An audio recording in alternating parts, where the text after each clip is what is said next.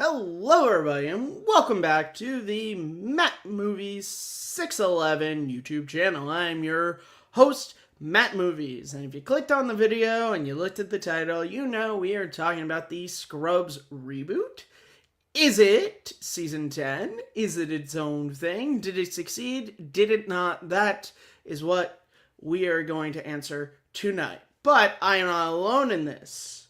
I have with me my good buddy, the always dependable man from Renegade Pop Culture, amongst other things, Michael Kaye. How are you doing, sir? Good to be here, Matt. I'm very excited to talk about this new season of Scrubs, which kind of a surprise that it exists at all, given how busy Bill Lawrence is with running like 3 different shows right now.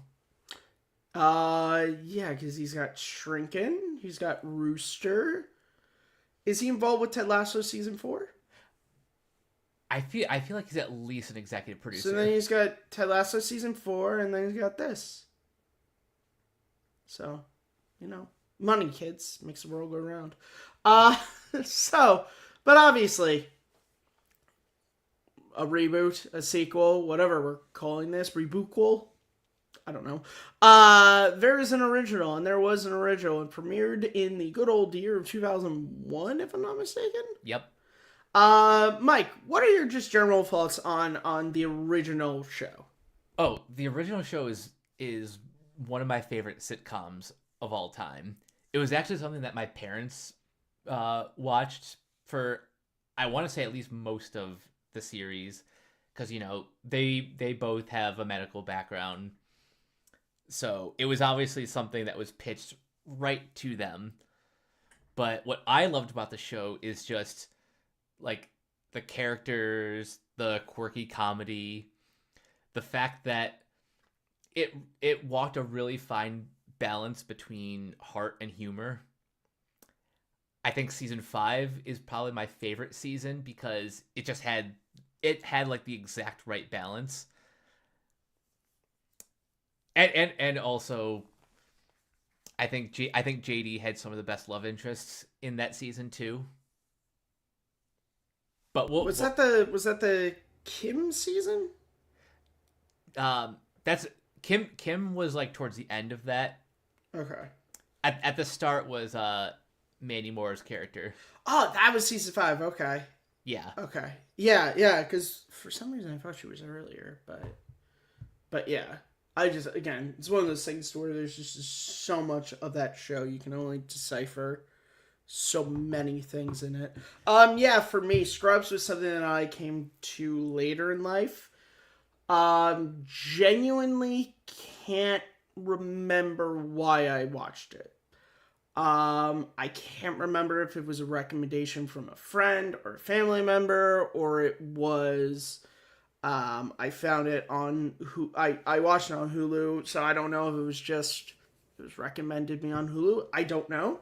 But yeah, I started watching it and I loved it. It was fantastic. It was funny. It hit super emotionally. Even going as far as like that first season. I mean, there's the the episode when JD, Turk, and Elliot all lose their first patients, and it's like, oh my god. Like, I still think about, like, there are moments from that episode that I still think about. I still think about the moment when JD doesn't want it, his patient, for all of you who haven't seen the episode, JD has this very elderly patient who she's, like, ready to die. She's totally comfortable, and JD has written up this, like, huge list of like all these things, like, have you traveled here, have you learned different language, and she's done like all of it. And then there's this moment when she asks him, she's like, how many of those things have you crossed off your list? And it's like, oh my god, like, clever writing. It's such a foreign concept these days. And then of course, you get into later on in the show, and I mean, Brendan Fraser, heartbreak in so many ways. I literally cannot watch that episode without crying. It's fantastic. However, to me, I think the best moment in Scrubs is when Cox loses all three of the patients. I think that's the best moment of the series. Yep. I put that above the realization that he's at Ben's funeral. Like, that moment, How to Save Your Life is playing in the background. JD, again, you think it's going to be okay. He even says as much, and then the pager goes off, and he's, doing the, what do you call it? Clear. Can't think of the name of that now. I know what you're referring to. Yeah, but he's and Carla's there, and he just flatlines, and he flips the machine over, and oh my lord, he wasn't about to die, was he? He could wait for a new kidney for another month, and then he walks. Oh, your shift's not over yet. Remember what you told me? The second you start to blame yourselves for deaths, there's no coming back. Yeah, you're right. Oh, God, it still hurts. Mm-hmm. It still hurts. And it also makes no sense why John C. McGinley was never nominated for an Emmy, let alone won an Emmy. Like, ridiculous. That is, because there's this thing of when awards season comes around, it's like, there's this thing of, are the people who were nominated the right people they nominated, or was it just their studios, production, whoever, just advertised very well? Stuff like this is where I go, no, award shows are all about advertising. And that doesn't mean that the people who win aren't deserving of it, but when you sit there and you're like, yeah, no, John C. McGinley over 8 seasons of Scrubs was never nominated once. Okay, he didn't win. Okay, sure, that happens. Rainn Wilson was nominated multiple times for The Office and never won. Like, it happens. But for him to never even be nominated is insane. Criminal. It's criminal because I don't know about you, but Dr. Cox has been my favorite character since the pilot. And I remember the moment. It's funny because a good buddy of mine, Billy Belford, shout out to you if you're watching this. We're huge Scarf fans, and we're both huge Dr. Cox fans. And I will never forget the moment he became my favorite character it's right at the end of the pilot. It's when he forces JD to do the IV, and he goes, "That's your patient, doctor." I went, okay, that guy's my favorite. He's my favorite character. Like, right there. And then every episode from that point just instilled to me, John C. McGinley is so damn good, and we'll definitely talk. Who is your favorite character pre this reboot? Who's your favorite character? I mean, Cox was up there, but I was a big Turk fan just because he's got like the charm, the charisma, and then JD just because he's the main character. Like, there are aspects of him, not his overly feminine side, but more just like the. No, I have no problem with it. It's just he's not terrible, but JD is like he can be so awful at so many times throughout that show that, like, I genuinely can't root for him as a character. I get many that. Points in the series.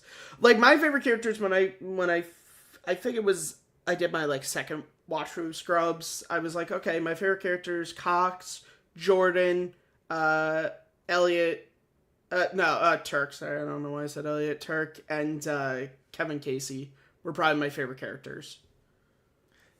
Oh, you're talking about Michael J. Fox. Yeah, Michael J. Fox. Two episodes, but his first episode is my favorite episode of the original series. That is my favorite episode. That end bit when Cox, JD, and Turk are coming to blame their problems on him rather than, like, internally look inside, and he's repeatedly washing his hands, and he did scream, and he's like, I just want to go home. I've been just mad, and he's like that. He's like, I know that this is a weak moment. Nobody's supposed to see that, but I'm not gonna burn you with my problems. And then, like, JD watching him washing his hands, like, oh God, it's so good. Michael J. Fox again, incredible actor. I'm so glad. Obviously, him and Bill Lawrence worked together on one of my favorite TV shows, Spin City. So it's great for them to pair up again, and he's again Michael J. Fox, One of the best actors out there. Oh yeah.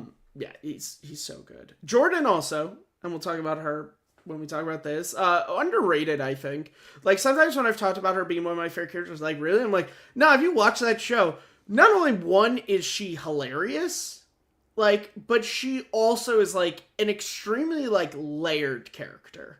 Mm-hmm. And you see that through her relationship with, like, Ben and JD, and especially Cox, like, this really layered person who, like, yeah, she's angry and she's this, but, like, she does have this caring side, and she's, again, I love the episode with Julia Margulies is the like, I guess, what'd you call it, a lawyer? Representative, Yeah. Whatever, but JD wants to break up with her and she won't let him, and he just gets Jordan to break up for her. It's fucking great. She's so good. Again, oh my god, I love her. Bill Lawrence is a lucky man, is all I'll say. He is a lucky man. Oh, But that was also, I remember, like, my first time watching it, because there's the episode when, like, Jordan and Cox flash back to their wedding. I'm like, oh wow, she was really, like, like, foregoing with given, like, because that looks like her real wedding. And then I learned, oh, she's married to Bill Lawrence. Okay, makes sense. Also makes sense why she's in every Bill Lawrence show in some way, shape, or form. Yeah. You know what? Nepotism, it works, especially when you're as good as she is. Yeah.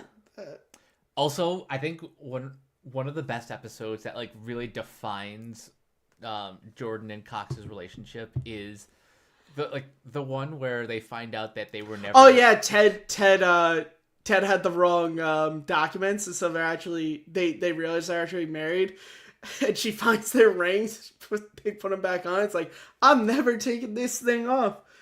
So am I just gonna have to listen to you drunkenly fall into bed for the rest of my life? Am I just gonna have to pay for your Botox for the rest of my life? And then they get divorced, but they're happier because of it. Well, let's see. There's a great episode. It was in season 4. Is the episode when Elliot is thinking that Molly can't be a good like role model because, like, her boyfriend is, like, all messed up and whatever, and Cox is, like, asking, like, do you think I'm a good teacher? And she's like, for some. He's like, okay, let's examine me. I am in love with a woman that I hate. I have a 2-year-old son who calls me Powie. And, well, never told anybody this, but on weekends, I like to dress up like a woman, go to the bar, insist everyone call me, I don't remember what the girl's name was, but then he's just like, really? It's like, no, but even if it was true, that make me a less good of a teacher. Regardless. Yeah, so basically, what me and Mike are saying, Scrubs is fantastic. It's great. We both love it. We can sit here and talk more about it. But we're here to talk about the reboot, Scrubs 2026. So, let's begin. When you heard this was coming out, and with that, kind of your general thoughts over the season, kind of what were you hoping for, and then how'd the show, non-spoilery, and then we'll get into spoilers, kind of non-spoilery, what your thoughts going into it were, and how you felt after it was said and done. Well, before we get to that, we probably should address the podcast, Fake Doctors, Real Friends, because I'm pretty convinced that without that, we wouldn't have the revival. Now, I am not listening to the show, but I'm assuming this is Zach Braff and Donald Faison rewatching Scrubs. Yeah, wow, it's a podcast with two friends who were on a show rewatching the show. I've never heard of that before since the 2020. I know, but like the reason why that was so, like, crucial to this revival is because they were like watching every episode. They have a more intimate relationship with the material than, like, kind of a more corporate revival where people are kind of like stepping back into these roles for the first time. Yeah, they it's not like, okay, back in 2009. I was about to say 2010, but 2009. Like I stepped away from this character, and I've never revisited them since, and now I'm having to play them again. Yeah, I rewatching the show and be like, oh yeah. That's okay. That does make sense. I'm not opposed to rewatch podcasts, by the way. It's just COVID brought so many of them to the surface, and there was Office League predates it. Office League was really one of the first. Office League was one of the first because it predated COVID. That's really good, and I like that one. I liked the one that Joe McHale and Ken Jeong were doing on Community. I liked that one. That one also predated it.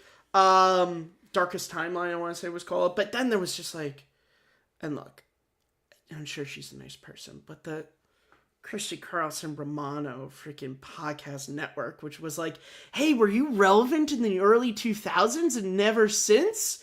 You want to do a podcast about that? And then you got like The Wizard We Replace and the worst offenders, that freaking Ned's Declassified one. Ooh. Oh God. Now we can do a whole thing about that podcast, and them and all of his stuff has made me be like, I don't know if I want to rewatch Ned's Declassified ever again. He soiled it. Genuinely. I can't go back to that. It's just, oh my God, it's so, we'll talk off air. But yeah, Mike, your thoughts on this season overall? I really liked how it started, except for one plot point which we'll get to, but by the end of this season, I thought it was great. Really, before we get into the weeds, the only real criticism I have is, and it's not specifically this show's fault, but just culturally, we're no longer in the age of like full 22 episode seasons.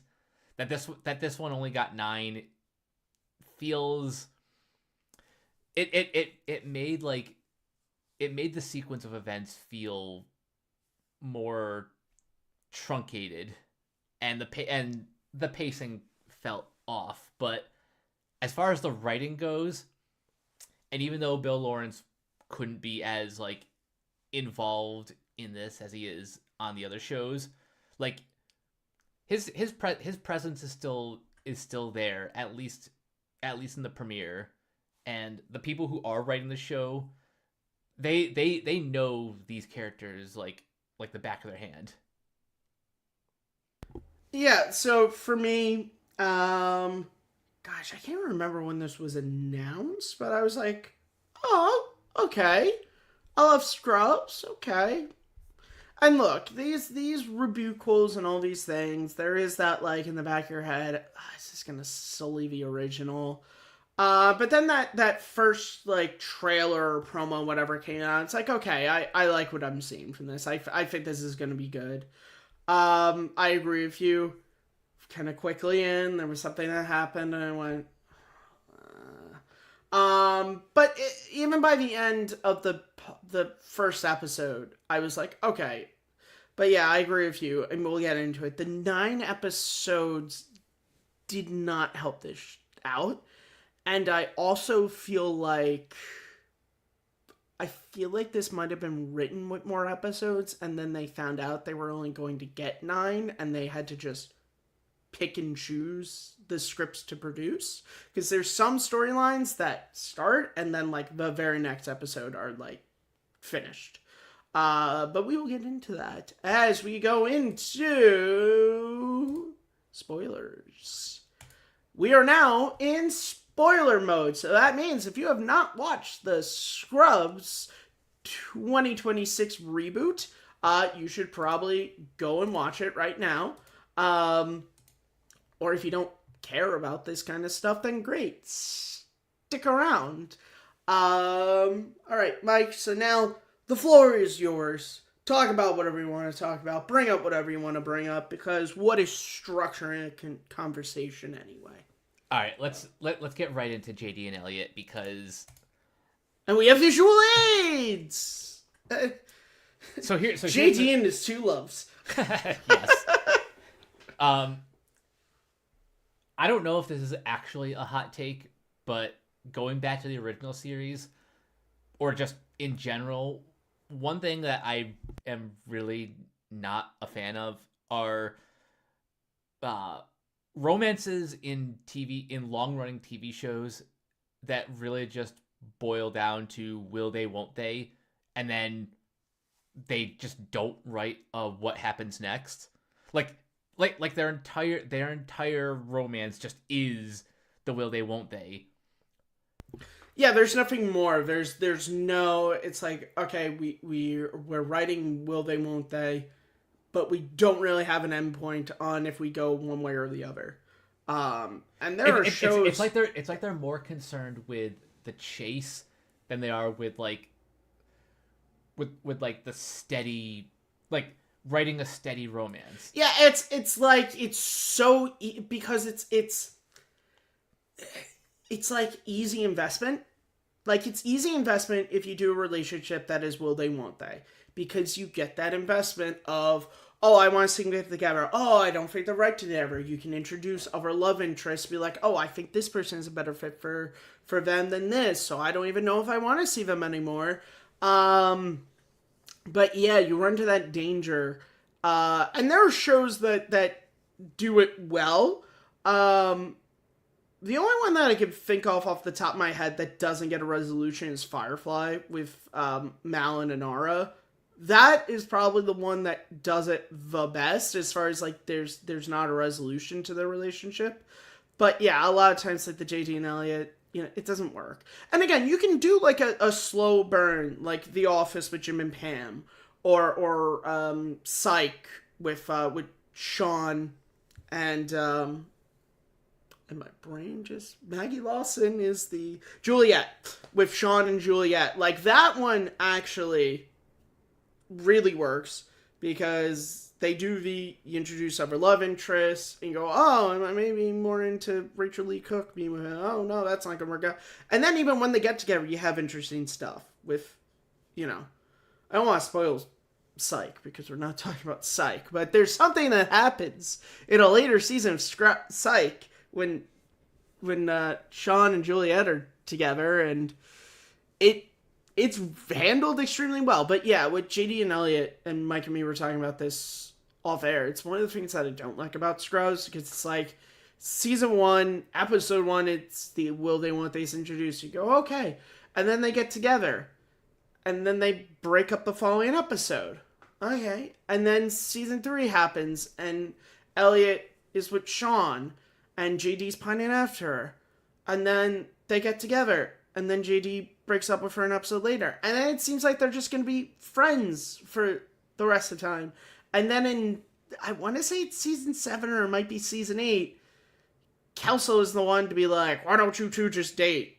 And then they get back together, and it's great. And you're like, okay, this is awesome. And then you have the kind of montage at the end of the finale where it's like, oh, they're going to get married in this. And in the show that we will not name, she even pops up and she's pregnant with child. But then we get to here, and they're broken up again. And it's like, and look, I remember when the first 2 episodes dropped, because this did that thing that most shows do now, which is like, we're just going to drop 2 episodes at the start of this. And a lot of people were defending this of like, hey, just because people get married doesn't mean they stay together forever. And look, I get that. There are 2 divorces in my family that I lived through of like, people that were together from before I was born who got divorced. And it's like, yeah, it happens. Mm-hmm. But the problem is it's just, and Mike said it, it's indicative of JD and Elliot throughout the whole show, which is, oh, great, we've started them back again. And I want to say with 2 characters that are introduced in this season, they're not going to have them back together again if we get another season. But with the evidence of the 8 seasons of the other show, I don't believe that they're not going to do that. So it's like, I don't. I don't know. And here's if this was the only romantic couple in the entire show, like it wouldn't be as frustrating, or maybe it would be worse because the two other long running romances that are, they have their own nuances, but they they just make the JD and Elliot thing more frustrating. Turk and Carla, like you knew right from episode 1 that they were endgame, and that was perfectly okay. And then there's Jordan and Dr. Cox, who they have an interesting will they won't they thing like JD and Elliot, but once they get together, they're together throughout the show, and they have really, again, interesting stuff. Like we said, the episode 1, they find out that they're not actually divorced, and then they realize that they like the freedom of being together but not being together. And at first Dr. Cox does not know he's the father of Jordan's baby, but he's willing to be involved in his life, and then he finds out that Jack is his son. And then the whole thing of when she gets pregnant the second time, and they think that they're not going to have the baby, and that they're going to have an abortion, and Jordan had an abortion in her past, and now all I'm thinking about is Jack Cox going, my mommy had an abortion, but they are so interesting. They are part of one of the scenes that I think about this show and I absolutely love. It's just it's when they're in the park and the woman comes up to them and it's like, I was wondering if Brantley here can borrow one of your balls because having too many toys is overstimulating for children. Oh, well, that's funny because Jack here was just wondering why the lady who just spent the last half an hour chain smoking talking on the phone while her kid ate sand would come over to two complete strangers to give them parenting advice. Oh, and he also thankfully we're not naming him Britley. I love our family. And I love them. They're so messed up that they're so perfect for each other. Exactly. But, and you see it in the final episode of this season when Jordan comes back, where you're just like, oh my god, I love Cox's story with that, and we will get into it, but like, it fits the characters, and it fits the characters aged. They were not trying to fit a square peg into a round hole. They weren't trying to go, oh, no, Dr. Cox and Jordan, they're still the same age they were in 2009 when we last saw them. They're like, nope, they've aged, and things have changed. And with JD and Elliot, it does unfortunately feel like, let's just pretend they're still in 2009. Because again, Turk and Carla, like you said, it's great. It's great with Turk, with the, with all his daughters and all that he feels. And then even the moments with Carla and the moments of humor. Like, baby, are you really going to let me hit on another woman? Because, when I turn on the charm. And Carla is just like, yeah, do whatever, you idiot. Like, you love that. And so it sucks when they rip them apart again. And it's just like, oh, God. And I still don't not believe that they're not going to get them back together again. And also the guy that they picked for Elliot, like, kind of sucks. And I'm so happy Carla calls it out. I think the problem with him is, first of all, his name is Wes, and whoa, excuse me, sir. One of the greatest Power Rangers of all time was named Wes. Him aside, the guy's just kind of the reason. Shut up, Wesley. The reason why Wes is not a good love interest is because he's just boring. Yeah, he's just vanilla. He's just a vanilla dude. Again, that's one of the things that I don't really care for in this, but we'll see how that plays out if it gets to season 2. Have they announced if it's being picked up again? Has ABC announced? I have heard nothing, but okay. I'm also waiting patiently for upfronts, which will be next month. Okay, so we'll see. And we'll see where we go from there. I guess since we're talking about JD. Let me just make sure I have all my ducks in a row here. Mike, just vamp for a little bit while I look at this. Okay. Speaking of JD, one thing I do kind of like is the friendship between JD and Turk. Like the actors we know have just remained best friends, and even after Scrubs went off the air. Like they're doing like so many things together. Not just the podcast, but they've been doing all those Sprint Mobile T-Mobile, I thought. yeah, It was T-Mobile. T-Mobile. Yeah. Yeah, they've been doing all the T-Mobile commercials together, and let's be honest, they're just playing Turk and JD, but not named like, but they're playing those characters just as themselves. Yeah. Sorry about this, folks. My phone does not want to work. Oh, yeah. Okay. Yeah, Rachel Bilson. I'm interested to see where they could go with her character, because in her one episode, she was already infinitely more interesting than Captain West in his, 3 or 4 episodes? Yeah. She was just way more interesting as a character. Like, the way she, like, totally attacks Turk with his, like, charming persona thing and the flat top. Oh, I bet you had a flat top. My flat top was fly. And then when Carla does it, she's like, oh my god, you guys want to, oh, this is so weird. And it's like, I'm like, okay, this, I hope this character comes back, and because I'm interested to see where they could go with that. But talking about new characters, there are new characters in this show, and they're in the forms of doctors. So do you want to talk about the surgeons or the medical first? We'll start with medical, because I like all these characters. They have something unique to like all of them. Yes. Like Asher is British, like a transfer student from the UK. Tosh is a TikToker. Well, we'll talk about that. And then you got Blake, or Lewis, who is a lot of things, apparently.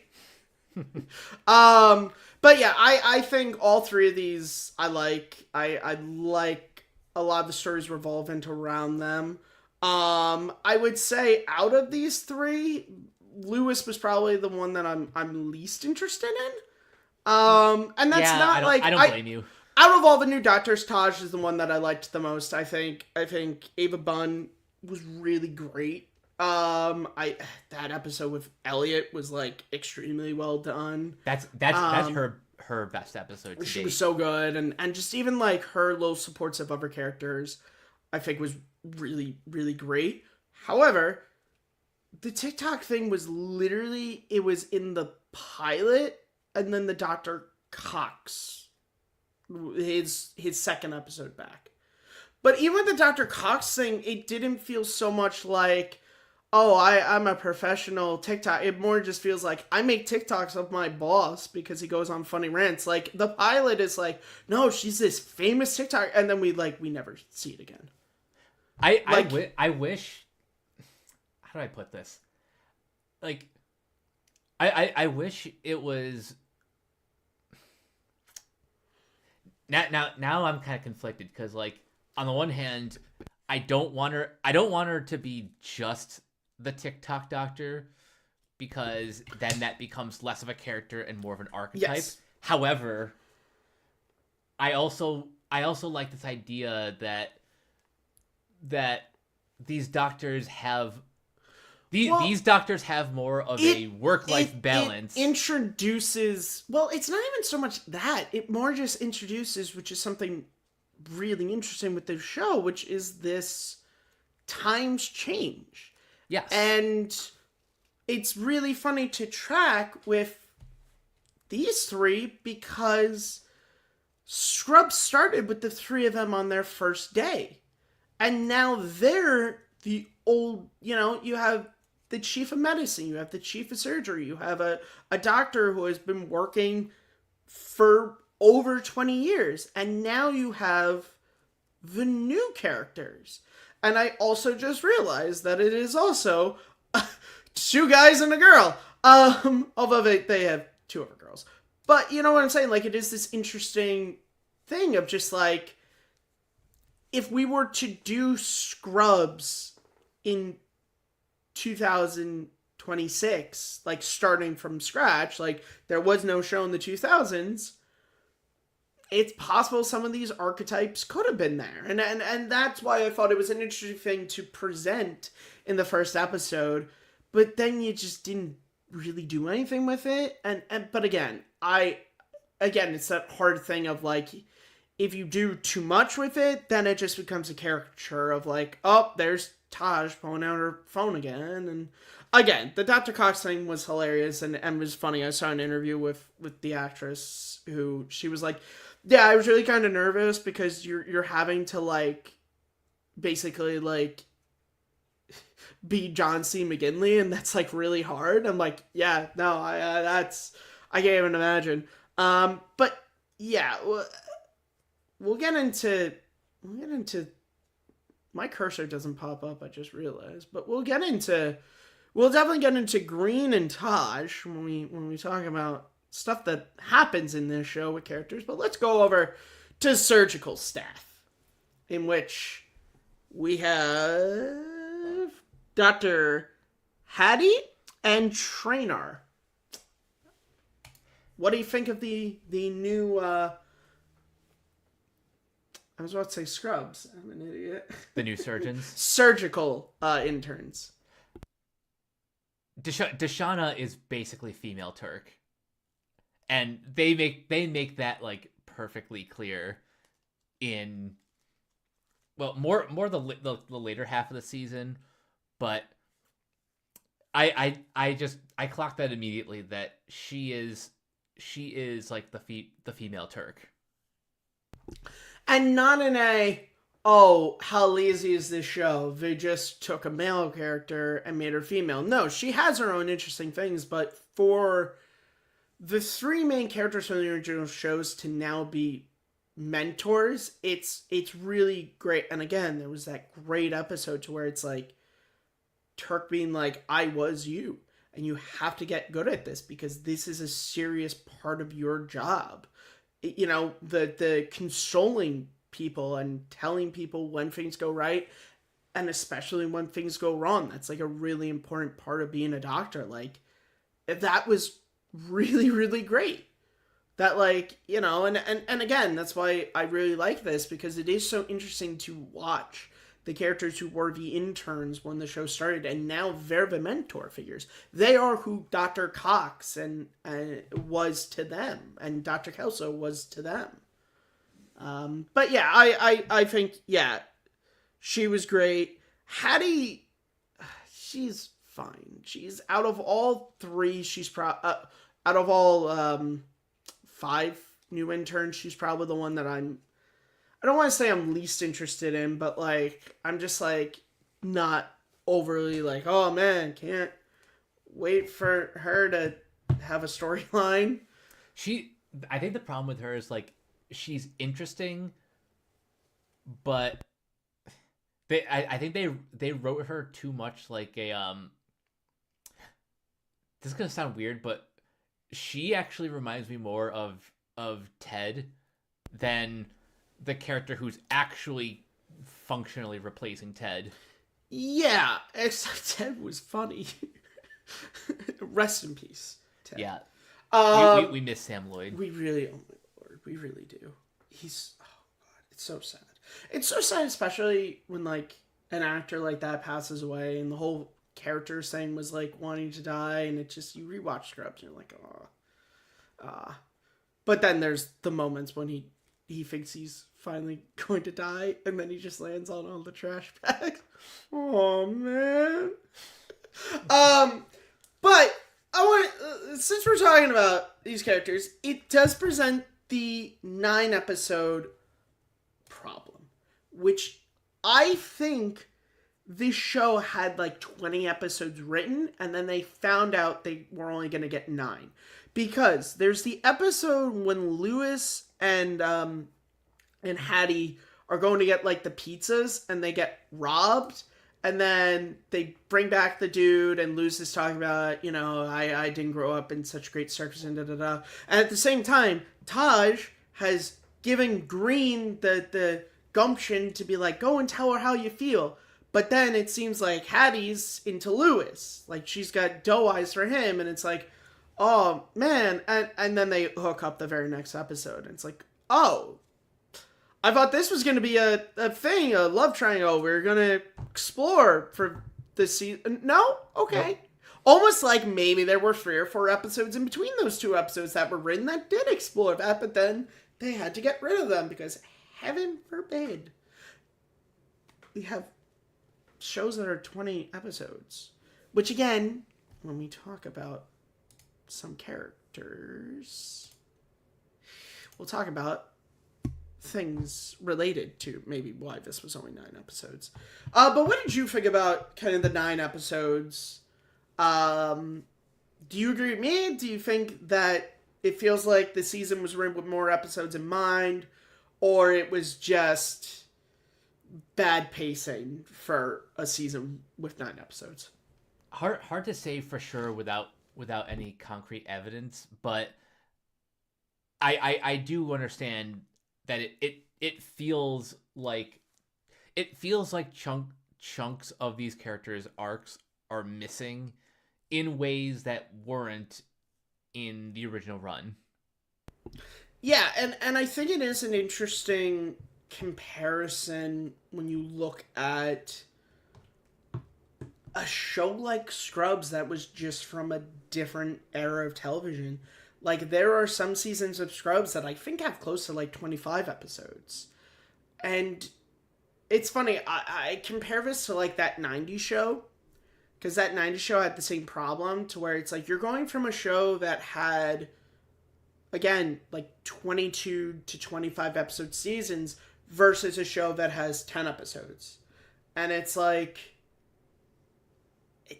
you're just gonna get more invested and be able to spend more time when you have 22 episodes versus 9. Yeah, and sometimes storylines just have to be cut short, and you just have to make workarounds. Again, that is my only, like, moment where I'm like, if there wasn't more to this, then I'm not trying to be mean, and look, I'm no published writer, I suck, but, like, if that wasn't the case, then that's just really sloppy writing. Because it's not even, like, in the following episodes, that's, like, that is brought up, that she had a thing for Lewis at the end of the episode. She's just like, okay, Green, let's make out. But, look, we referenced her, so we might as well talk about Vanessa Bayer. The actress, I love. She is hilarious. Here we go. The character? The character... Come on, Sibby. I don't think the character... I don't think the character's working. Let's bring it down. Go on, Mike. Continue. And we just want to remind people, Mike Kaye, the man, is going to talk about the female character. Sorry, I'm just trying to generate clicks. I think the only reason why this character I like the character as much as I do is because I think Vanessa Bayer is hilarious. I just don't think there's room in this show for what she's bringing to the table. I'm going to disagree. I think yes. I think in a lesser performer's hands, this character would have been much more annoying, but I think Vanessa Bayer, for me, found the perfect balance. Because what I think, and again, I mentioned it a little bit ago, what I do like about this show is it does reference the times change and industries evolve. And she represents this new sort of hospital world of work-life balance, and we have to try and maintain balance. We can't get too angry, and we can't upset people, because when we upset people quit, or they don't do their jobs well. And it's interesting to present these problems to characters like JD and Turk and Elliot, and especially Dr. Cox. like, I think it works, and I think it works with these newer characters. Like that episode when Taj files the complaint on Elliot. Like, you didn't have that in the original show. In the original show, you just had Carla or Turk or JD find Elliot crying in the supply closet, give her a motivational speech, and then she kind of just moves on. There was nobody to really be like, hey, I know he's trying to motivate me and help me, but like Dr. Cox really stepped too far with me. Like, I don't know. It presents an interesting, again, times change and things change and there's more emphasis nowadays on like mental health and especially in high intense jobs like working at a hospital. And so again, a lesser performer's hands, do I like it as much? Maybe not, but because it's such a it's such a world-class comedian. Yeah. Like she is adding so much to this character. Yeah. Again, yeah. I wonder if she's given the same improvisational freedom that Neil Flynn had as the janitor. It's possible. Again, look, you're going with somebody who had I don't even know how many seasons she was on SNL, but it's like, you get somebody that good, like, it doesn't hurt to be like, hey, look, do a few takes, with, do 1 or 2 takes with what we wrote, and then just do your own thing, and we'll pick the best. Let's not bear the lead here anymore. Let's get to something you and I can agree on that we didn't like. Let's talk about him. Let me get into specifically why this character annoys me. Yep, go on. First of all, I get functionally why he exists, because now that JD is the chief of medicine, someone has to be his Dr. Cox, his like arch rival. I think the problem, and I'm not trying to be mean to the actor. I'm sure he's a wonderful human. Let me see if I have his name right.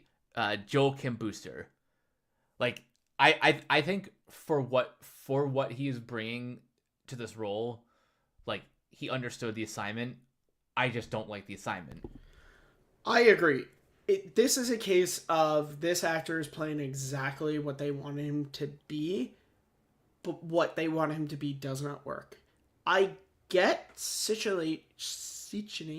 Nah, I can't speak. I get for JD's story why he exists. He is, like you said, what Dr. Cox was to Dr. Kelso. The problem is, and you and I think, had this conversation after the first 2 episodes dropped, and I said, and I stand by this, what worked so well about Dr. Kelso and Dr. Cox's battle was Dr. Kelso was always for the business, and Dr. Cox was always for the patients. And there were times when Dr. Cox being for the patients was in the wrong, and Dr. Kelso being in the business was right. Because there are times, and Kelso brings it up, when we would not be able to run as a hospital if we did all these things. And then there were times when Kelso was an asshole, and there were times when Cox was totally right to go over his head. And that is what made for the 7 seasons that they were clashing so good and so interesting. That is not the case here. Park is just pissy that he was not given the chief of medicine job because he thought he should have been given it. Like in the pilot, when he texts Elliot and Turk individually just to cause problems, it's like, it's not like when Dr. Kelso or when Dr. Cox put the patient into the trial, even though she didn't fit the parameters of it so that she could get the help, and Kelso was pissed. That was not a thing. That was him just being like, oh, I just want to watch the dominoes fall. And it's like, it's not interesting. And they try in the last episode of the season to give him the beginnings of a redemption arc, But throughout the season, he just wasn't. Anytime he popped up on screen, I was just like, I'm not interested. I don't care. There's nothing about your anger towards JD that feels validated in the way that Cox's anger with Kelso and vice versa was validated. JD is totally in the right. This guy is just a jerk to him for really no reason. Yeah, and that is the problem, that like he's written to he's written to mean, but in like the petty way that Kelso was written mean in a very creative, interesting way. Like that episode when he's having to make the budget cuts and all this, and Cox is giving shit. He's like, all right, fine, then you take care of the budget. And by the end of the episode, Cox realizes he has to let the really nice lunchroom guy go because there is no money in the budget to keep him around without sacrificing more needed things. And it's those interesting moments that really make that conflict between them work. Whereas, like you said, Park is just petty. He's just petty, and there's no, I don't know, man. It's just he. I'll give him a chance, but there's nothing to where I'm like, man, I really want to see more of him. Whereas there are with other characters here, like I want to see more of Green and Taj and Lewis. You know, like there's characters who I do want to see more of and developed more. But this guy, you know, again, I liked when the nurse called him out in the last episode. Like, I've only watched season once, but I forget what he was talking about. But like, there's a difference between like mean and something else. Like, I can't remember what the speech was, but it worked. And it's like, yeah, you're just being a jerk for the sake of being a jerk. Yeah, but that's the other thing. Like when he tries to be nice, it comes off like insincere. Like that, like his poor attempt at a face turn kind of demonstrates the difference between being nice and being kind. Yes. And those are two different things. But enough of things we don't like. Let's talk about something that lands somewhere in the middle, which is these two. These two, which are, of course, Carla and Dr. Cox. Dr. Cox, obviously, played by the incredible John C. McGinley, and Carla, played by, Judy Reyes. Judy Reyes. These two represent so many of the strengths of this show, and also the unfortunate failings of when you have actors who are committed to other projects, because unfortunately, Judy Reyes was working on the show High Potential, and John C. McGinley was working on Bill Lawrence's other show, Rooster, that they were not able to commit to all 9 episodes, and it really does suck. Now with Cox, they were able to explain him away, that in the first episode, he realizes that he's not able to perform his duties as chief of medicine anymore. Carla, however, there's no explanation to why sometimes she's just not around. And it sucks because, and I'll say it again, the episodes that they were in are, I will say, the strongest episodes of the season. The pilot, the episode when Carla forces JD to have to move on, and then the last 2 episodes, especially Dr. Cox, are so freaking good that it's just a shame. And I hope with the season 2, they can shoot it around these 2 more so they can be in a majority of the season. I think the plan for season 2 is Dr. Cox will be in it more because he is now a patient of JD, which I love. I love that kind of full circle moment where JD no longer needs Cox to be his mentor. Now he's the one who gets to take care of him. Well, and it's not even that. It's just that moment when Cox is like, But you really think because of everything we do out there that we're absolved from these things happening to us? And JD's like, yeah. It's like, that is the Scrubs writing. Again, we were talking about earlier in the show, some of our favorite moments, like the hard-hitting moments. That is what has always made Scrubs stand out from other shows and other sitcoms, is other sitcoms don't have those moments. Because that is true. This one does, and it does those moments so well. Like, that is such a real moment of just like, yeah, there is a part of you that feels like, and again, not even just with doctors, but with firefighters and you know, military and police and all, you know, these people who daily either put their lives on the line or they devote every basically moment of their lives to saving others. You do go, when they get cancer or when they get injured or with this, you just go, God, the people who devoted their lives to help people are the ones who have shit happen to them. But meanwhile, the CEO of the Fortune 500 company who's stealing from people's 401ks, he lives fine for his entire life. And it's played so well. And then that last episode, when he makes JD lie to Jordan, because he's like, I've always been strong for Jordan. I've always had to be that rock and that thing for her. And then Krista Miller having that amazing moment, just like, you're old and that's okay. And you don't have to be that for me anymore. It's like, it's so good. That's why I just want more of that. And Carla, again, that moment when she tells JD, the reason why I'm not inviting you to the picnic or the barbecue is not because I don't love you. It's because if you keep coming to these things, if you can always depend on us to take care of you, you're never going to move forward from what happened with Elliot. And that Carla has always been that character. She's always been that strong. And it's like, that is so and again, that feels so real to where these characters would be now. Carla would not just let JD sully his life away forever and just be like, I guess JD's just going to be with us for every holiday and for all these things for all time now because he doesn't have anyone to love him. Like, God, so good. And then also, I'm sorry, both extremely funny still.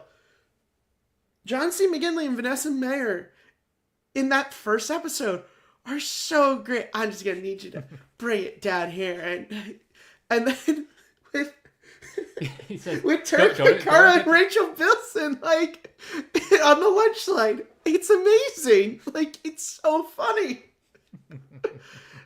Like, it's great. And that's the other thing, too. It's just like, they're two of the best characters from the original show. And it's one of those things to where it's just like, in their limited appearance, they just kind of reestablished that they're two of the best characters on the show. Yep. Like, it's really good. Also, coming back to, like, the premiere, when Dr. Cox just, like, completely overpowers Sibby because he's no longer an employee. Oh, yeah. It's great. It's really good. So let's kind of, because we've been going at this for a while, I really want to just talk about the finale, the season finale. I just call it finale. Season finale, a bit more in depth just because of things that happen and kind of leading that into what are we looking forward to in a season 2. So basically, again, this is all spoilers. Basically, the penultimate episode, we learn that Dr. Cox is sick. I forget what they say he has. He has some sort of autoimmune disease. Yeah, it's something. It's not cancer, but it's something. And basically, he doesn't want to tell Jordan. We talked about that. But then by the end of the episode, it's kind of established that now Dr. Cox will be a patient of JD. Full in, JD meets Rachel Bilson, and this could be a thing. Taj lets Green know that she is into him. And Turk and Carla are awesome, and they help a poor girl and her dad so that he can be at her wedding, and it's beautiful. And oh my god, I love that. Again, Dr. Park just being a dick, and Carla and Turk being awesome. And it's like, oh wow, you're married in a hospital. It's like, what are you talking about? We got married in a hospital. We got married in this hospital. It's like, I fucking love you, Carl. Like, you don't take no shit. You know what? Yeah, maybe if Carly was in more of the show, Dr. Park would have been less of a petty dick because she wouldn't have taken his shit. No one toss a Bambi like that. But yeah, so kind of your thoughts on the season finale, and with that, what kind of storylines are you looking forward to? And I guess also talking about Dr. Park, as I said, one of the nurses did kind of call him out on how he's an asshole and like nobody likes him, and he starts to be a little bit nicer, and he gets drunk and pulls his shirt off at the bar and dances. And also, he's gay. They fully established that. And also, Lewis apparently was a bartender at a gay bar. We learned that too. So yeah, those are things. I think it is kind of interesting how Blake and Dr. Park have like history. Yeah, they have a history. History. Yeah. So their history together is I mean it's not really developed. It's just kind of it's a joke. It's a throwaway joke. You know, which is fine. Yeah, but I really like the finale, and what I'm hoping is that Rachel Bilson's character actually sticks around for a while.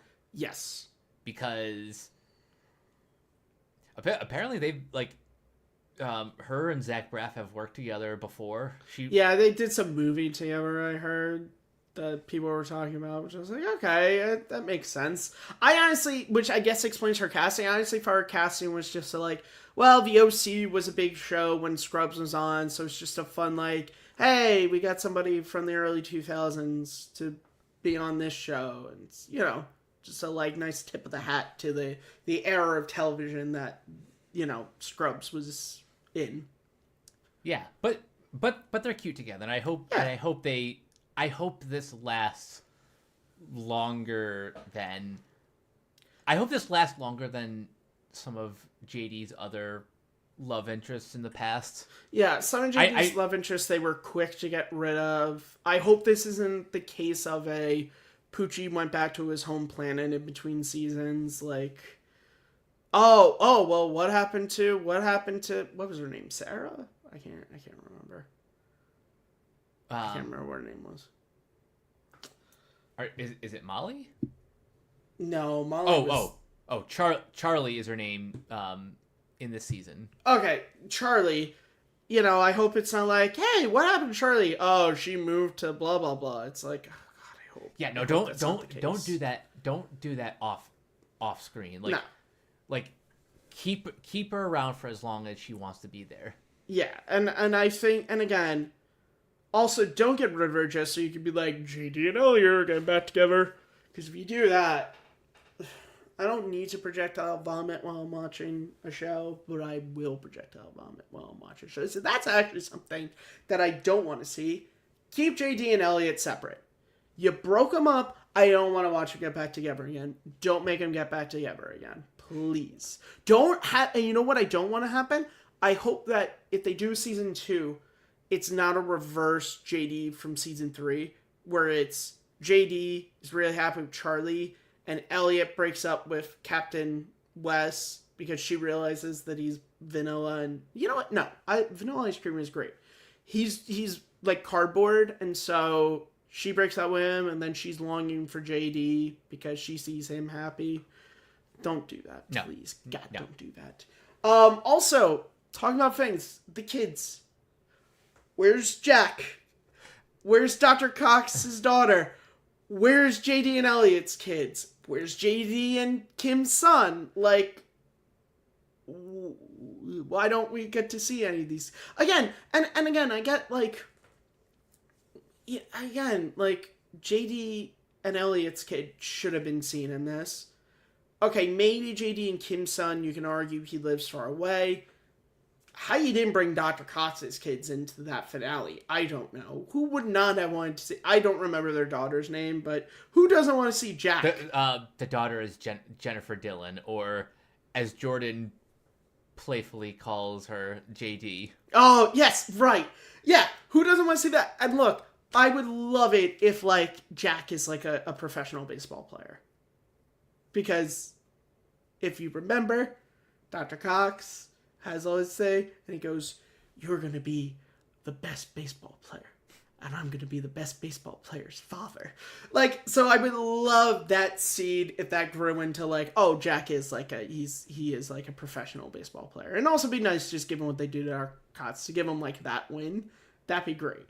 Again, that'd be nice. And look, you could have JD Cox be like a mini Jordan. That would make sense, and that would be really fun. Heck, have her be on the board now. She took her mother's spot on the board.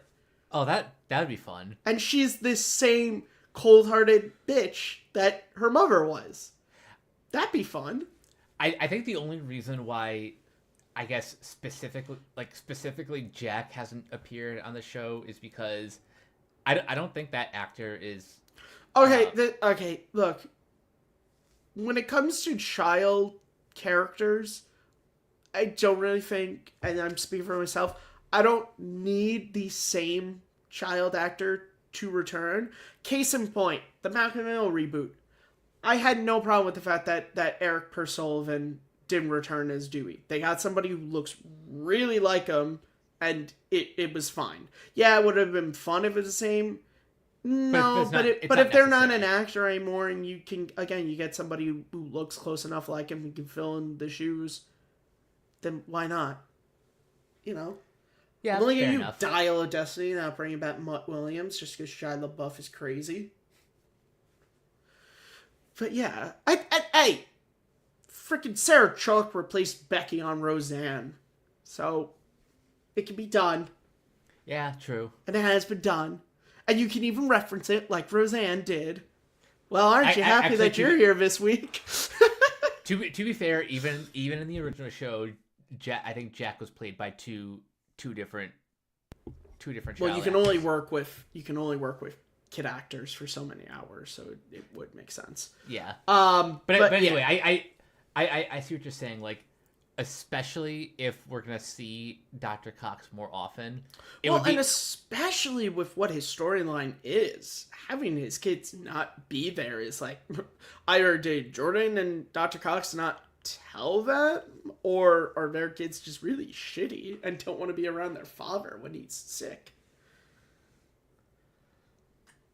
I mean, look, Bill Lawrence, I watched last season of Shrinking, where you made a father get sick, and you had a really interesting storyline about how all three of his kids dealt with it. Including the one that you thought was a fuck up, but maybe he wasn't. So it can be done. So it can be done in a Bill Lawrence produced series. I'm just saying. That would just be fun. And again, it's this like... Again, 9 episodes. I know you have to be concise in what you're doing. So I hope that, one, you do season 2, 20 episodes, 22 episodes. Please do it. People will... I don't know who in Hollywood needs to hear this. We will watch them. You want to know how I know? You know how many people right now are binging The Office and are binging Scrubs and Parks and Rec and all these shows from the early 2000s and before that have 22, 25 episode seasons. It can be done, and people want them. I don't know where in the streaming age we got this idea that anything more than 10 episodes is pointless to do. Yeah, I don't get that. I don't understand it. I don't get... Again, with some shows like... Yeah, Reacher doesn't need to be 20 episodes. It doesn't. For the stories that it's telling, it doesn't need to be 20 episodes. But Reacher is also not a sitcom. You know, and so I think especially with sitcoms, let them be what they are. And you know, it's... Yeah. For other stuff that I'm interested in, I am really interested in Taj Green's story. Because of in the towards the very, very end, Green and Heidi he kind of got friend zoned because I think she thought he was moving too fast or she lost interest. Again, she claimed it was moving too fast, but again, was she losing interest?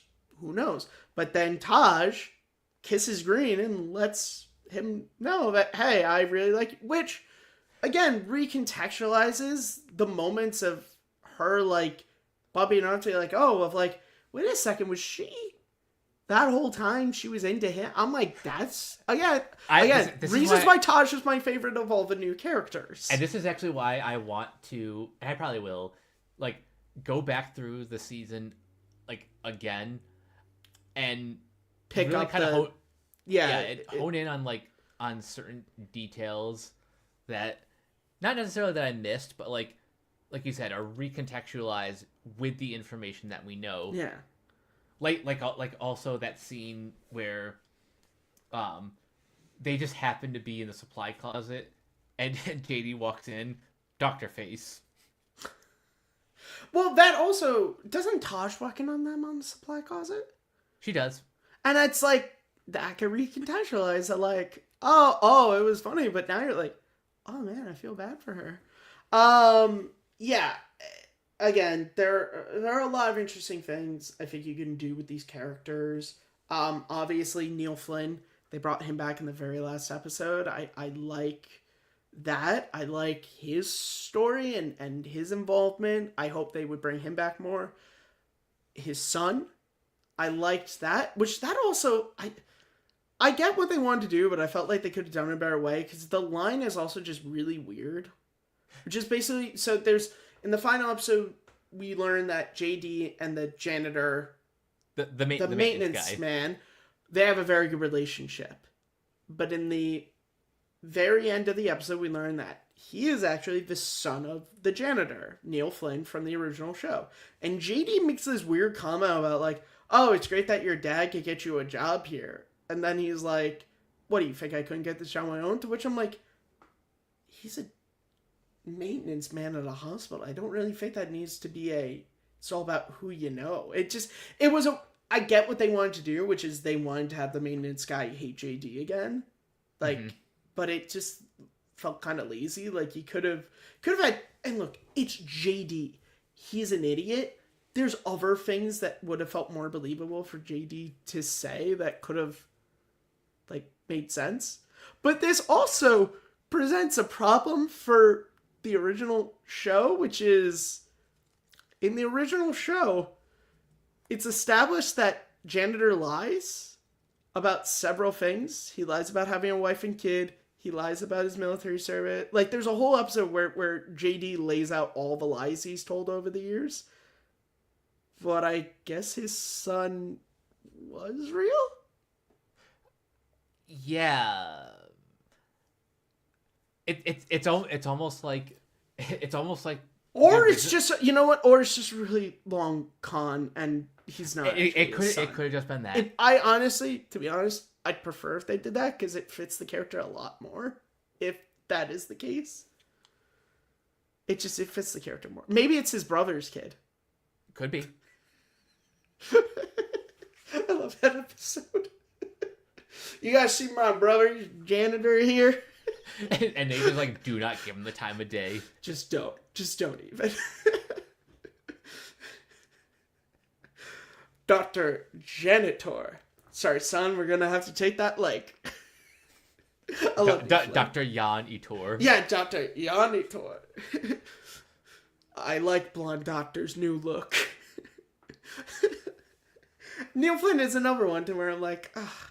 The thing is, too, he's not even, like, a recurring character on Shrinking, so I don't, who knows, maybe he's doing something else, but just basically get more of the characters we like. Phil Lewis was only in 2 episodes of this, and what annoys me the most about that is they used Phil Lewis in, like, all those, like, TikTok promotions of, like, ooh, Scrubs is coming back, and I was like, oh, Hooch is gonna be, like, a bigger character. He's in 2 episodes. Yeah, wow, I don't get it. Why even waste the marketing? And that's what I'm saying. If they did not have him in the marketing, I wouldn't care as much. Because, again, Hooch is... The whole joke was, Hooch is crazy. What'd you say? You know, like... and so it's fine. Well, that's also like, I felt like Todd was underused. I felt like he was really underused in this. Like, I felt like there was so much more, again, talking about the times change. You could have had so much more of him and Vanessa Bayer and his, like, sexist comments that he doesn't even get are sexist. Like, there's so much more you could have done with that. You also could have finally revealed that he might be gay, if not bisexual. Yeah. Like, there's just, you know what I'm saying? Like, and that would have just, one, it would have included a character who was a primary secondary character in the show, in the original show, and just, like, have a new interesting story for him. I think what we're doing now is we're going back to our point about this only being 9 episodes. Yeah, exactly. Which is sacrifices have to be made, and in this, which I get, you want to push the newer characters and the older characters, and I get that. But again, this is all what I'm saying. Do 22 episodes again, because I think I'll even compromise and say 20. If no, like 15 or 16 would be like, it still wouldn't be the original series, but it would make a difference. It would. Well, because even if you look, like, so Superman and Lois did 15, 16 episodes for the first 3 seasons, and then they did 10 the last season, and, like, you felt the loss of those 5, 6 episodes, or at least I did.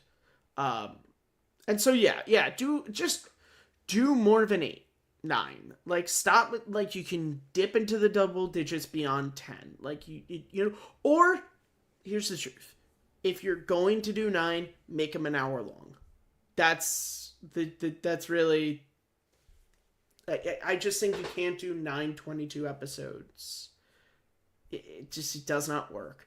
But I think we're kind of dancing around the fact that, Mike, I will just ask for a clarification for the media illiterate out there. Did Scrubs, the reboot, succeed for you? Yes. Like, given like how it even came into existence, who was available, who wasn't, all that stuff. If you're asking me point blank, did this revival succeed? The answer is yes. And for me, yes. Do I have some problems with some of the characters? Do I think some of the storylines could have been fleshed out more? Do I wish some of the characters from the original show had more to do and more included? I'm really surprised that Kelso wasn't in this. Yes. But overall, this show did succeed. And I'll say this: I was excited by the prospects of a season 2 when the season ended. And I think that is, when you talk about shows, whether new shows or sequels or reboot or whatever, I think that is the biggest compliment, is the season ended and I wanted more. Mm-hmm. I wanted more, and that's a good thing, and I hope we get more. And I also am crossing my fingers that Bill Lawrence is pretty good at doing the old formula of television, which is season 1 airs in 2026, so season 2 will come out in 2027. I hope that's the case. Shrinking has been great at doing that. Ted Lasso was great at doing that. I hope that Scrubs follows soon and we don't have to wait 2 years for another season. Because way too many shows now are getting comfortable with that, of the just like, we're going to take, 2 years off and then we'll go back. Because it's just like, don't do that. Please don't do that. Please. Yeah, I think when it comes to television, I get that streaming has upped the budget on these shows, but for a network TV sitcom like Scrubs, you can do that yearly. Like, you can, and you should, especially since it was airing on ABC and then dropping on Hulu, which I didn't know. I honestly thought it was a Simul thing. Like, I thought it was like, okay, it will air on ABC and it will also drop on Hulu at the same time. But no, once it finished airing on ABC, then it would be unlocked on Hulu. which is why I would watch it on Thursday afternoons. In between my doubles at work, I would watch Scrubs on Thursdays because I'm like, I pay for no ads on Hulu. And Scrubs is not like, if I just kind of avoid it, I can avoid big spoilers. So, you know. But yeah, so that's kind of our thoughts on the original Scrubs, on the reboot, and what we're looking forward to in a season 2. Mike, thank you so much for being here. Why don't you tell the good folks where they can find you? Well, first of all, thank you for having me. These are always fun. You guys can find me on various social media sites at Captain K42. You can check out my quick thoughts on letterboxd.com/CoachK42. And you can follow Renegade Pop Culture on Facebook and Blue Sky at Renegade Pop Culture. You can also find us on Twitch, twitch.tv/Renegade Pop Culture. Find us on Podchaser. Consider supporting our Patreon at patreon.com/Renegade Pop Culture. You can listen to all of our podcasts on Spotify, Apple Podcasts, or wherever you listen. And last but not least, everything can be found at renegadepopculture.com. You can escape, so do we. And Mike, thank you so much for being here because I can't do this all on my own. I'm wearing this partially for Scrubs and also because I did not wear a Superman shirt yesterday because I'm an idiot. Yeah, thanks for being on here. You guys, as always, can find me at Kearns_Matthew on Twitter. You can find me on Take 3 Productions, hosting Simple Tricks and Nonsense with my buddy Abe Flores. The next episode of that show is going to be our 50th episode, which is exciting. You can also find me as the host of Second Look and as the host of the Fandom Podcast, if that still exists. Who knows? But you can always find me right here on Matt Movies 611. I have some videos and ideas that I'm hoping to get out. So be sure to subscribe so you don't miss anything. If you enjoyed this discussion on the Scrubs reboot, please like, share the video around. Word of mouth helps. And drop your thoughts in the comments. Who were your favorite characters? Who are characters from the original show that you're hoping to see again? Did you actually like Dr. Park? Was he your favorite character? Let me know. So with all that said, Mike, thank you once again for being here, and for all you watching either live or on the replay, thank you. And as Chevy Chase would say on the Weekend Update, good night and have a pleasant tomorrow.